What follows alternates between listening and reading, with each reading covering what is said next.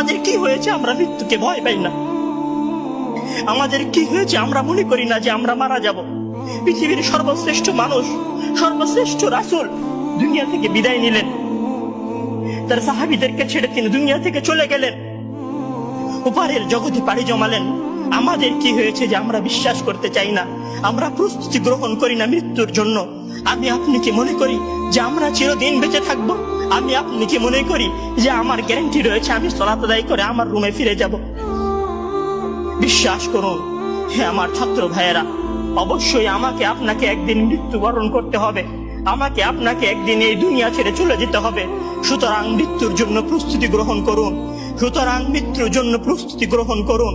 সেই দিন আসার পূর্বে, যেই দিন মৃত্যু আপনার দরবারে উপস্থিত হবে এবং মহান আল্লাহ তাআলাকে আপনি বলবেন, হে আল্লাহ, আমাকে স্বল্প একটু সময় দিন, আমাকে স্বল্প একটু সময় দিন, আমি ফিরে যাই এবং কিছু নেক আমল করে আসি। কাল্লা ইন্নাহা কালিমাতুন ওয়া কাইলুহা। তখন মহান আল্লাহ তাআলা বলবেন, কোনো সুযোগ নেই, এটা তো সাধারণ তার মুখের কথা মাত্র, সে ফিরে গেলে আবারও আমল করবে না, সে ফিরে গেলে আবারও আমল করবে না। সম্মানিত ভাইরা, সেই দিন আসার পূর্বেই প্রস্তুতি গ্রহণ করুন, সেই দিন আসার পূর্বেই প্রস্তুতি গ্রহণ করুন। জেনে রাখুন, সেই দিন উপস্থিত হয়ে গেলে আর কোনো আমল করার সুযোগ থাকবে না। সেই দিন উপস্থিত হয়ে গেলে কবরে নাজাত পাওয়ার জন্য আর কোনো কিছু করার সুযোগ থাকবে না। সেই দিন এসে গেলে 2 রাকাত সালাত আদায় করে আল্লাহর কাছে ক্ষমা প্রার্থনা করার কোনো সুযোগ থাকবে না। সেই দিন এসে গেলে রাতে জেগে 8 রাকাত তাহাজ্জুদ সালাত আদায় করার কোনো সুযোগ থাকবে না। এখনো সময় আছে। মহান আল্লাহ তাআলার দরবারে নিজেকে সঁপে দিয়ে তার কাছে ক্ষমা প্রার্থনা করুন। মহান আল্লাহ তাআলার দরবারে নিজেকে সঁপে দিয়ে তার কাছে ক্ষমা প্রার্থনা করুন। মানুষের সাথে কোনো ভুল থাকলে সে ভুলের ক্ষমা চেয়ে নিন। মহান আল্লাহ তাআলার সীমা লঙ্ঘন করে থাকলে মহান আল্লাহ তাআলার কাছে ক্ষমা চেয়ে নিন। সেই দিন আসার পূর্বে যদি সেই দিন এসে যায়, সেদিন আর কোনো লাভ হবে না, সেদিন বেঁচে থাকার আর কোনো সুযোগ হবে না, 1 সেকেন্ড সময় আপনাকে বেশি দেওয়া হবে না। সম্মানিত ছাত্র ভাইয়েরা, মৃত্যুর জন্য প্রস্তুত হন। মহান আল্লাহ তাআলা আমাদের সবাইকে মৃত্যুর জন্য প্রস্তুতি গ্রহণ করার তৌফিক দান করুন। আমিন। আল্লাহ রাসূল তার নিজের মায়ের কবরের পাশে দাঁড়িয়ে অঝোর দাঁড়াই কান্নাকাটি করছেন।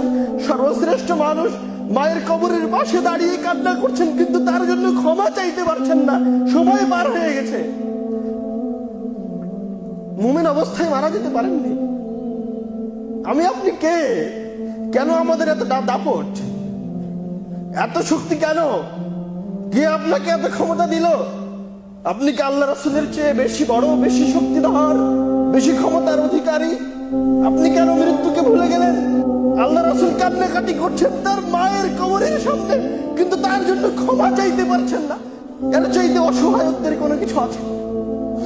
ওই জায়গায় আল্লাহ রাসূল সাল্লাল্লাহু আলাইহি ওয়াসাল্লাম পুরো উম্মাহকে একটা উপদেশ দিয়ে গেলেন, জুরুল কুবুরা, তোমরা কবর জিয়ারত করো, ফাইন্নাহা তুযাক্কিরুকুমুল মাউত, কেননা এই কবর তোমাদেরকে এই মৃত্যুর কথা স্মরণ করিয়ে দিবে। যখন তোমরা মৃত্যুর কথা স্মরণ করবে, তখন তোমরা ভালো হয়ে যাবে, তখন তোমরা সৎ হয়ে যাবে, একা একাই পরহেজগার হয়ে যাবেন। মৃত্যুর কথা স্মরণ করে একা একাই দাড়ি ছেড়ে দিবেন, একা একাই টাকনোর উপরে কাপড় পরবেন, কাউকে ভালো লাগবে না, কেননা আপনি সব সৎ কাজ সম্পর্কে অবগত আছেন।